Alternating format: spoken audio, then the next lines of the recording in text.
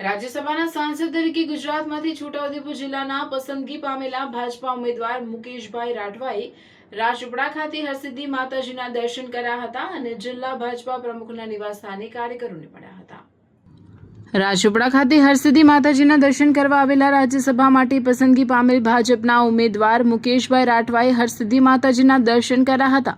આ પ્રસંગે તેઓ જિલ્લા પ્રમુખ સાથે સામાન્ય કાર્યકરની જેમ સ્કૂટર પર બેસી મંદિર પહોંચ્યા હતા અને સામાન્ય જનતાની જેમ લાઇનમાં ઊભા રહીને માતાજીના દર્શન કર્યા હતા।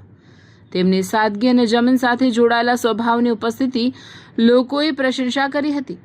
માતાજીના આશીર્વાદ પ્રાપ્ત કરી તેમણે પ્રદેશની સુખાકારી, વિકાસ અને જનકલ્યાણ માટે પ્રાર્થના કરી હતી। તેમણે આદિવાસી વિસ્તારના પ્રતિનિધિ હોવાથી નર્મદા જિલ્લાના આદિવાસીઓના વિકાસ અને સંગઠન મજબૂત કરવા પર ભાર મૂક્યો હતો। તેમણે રાજ્યસભાના સભ્ય તરીકે જીવવા બદલ શીર્ષ નેતૃત્વનો આભાર માન્યો હતો। દેશ માટે કામ કરવાની તક મળી તે બદલ ગૌરવની લાગણી અનુભવું છું તેમ કહી છેલ્લા 15 વર્ષથી કાર્યકર્તા તરીકે કામ કર્યું છે અને જે જવાબદારી આપી તે નિષ્ઠાપૂર્વક નિભાવી હોવાનું જણાવ્યું હતું।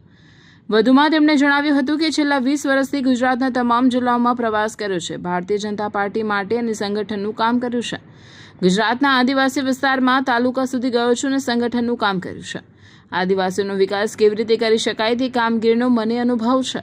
છોટાઉદેપુર અને નર્મદા જિલ્લા આદિવાસી વિસ્તારના વિકાસ માટેનું સંગઠન માટે કામ કરવાની તક મળી છે, એનો મને આનંદ છે।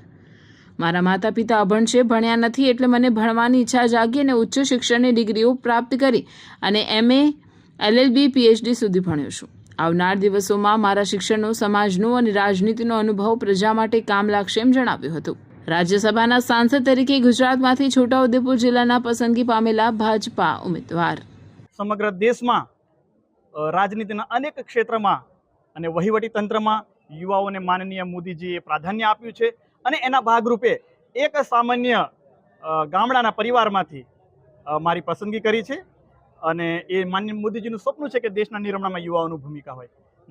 તો હું ધોરણ 12 કચ્છમાં પૂરું કર્યું, ત્યારબાદ BA, MA એ હું સુરતમાં કર્યું, ત્યારબાદ B.Ed એ પણ વીર નર્મદ યુનિવર્સિટીમાં કર્યું, M.Ed, ત્યારબાદ M.Ed પૂરું થયા બાદ મારી પાસે સમય હતો એટલે હું ITI કોપા કર્યું।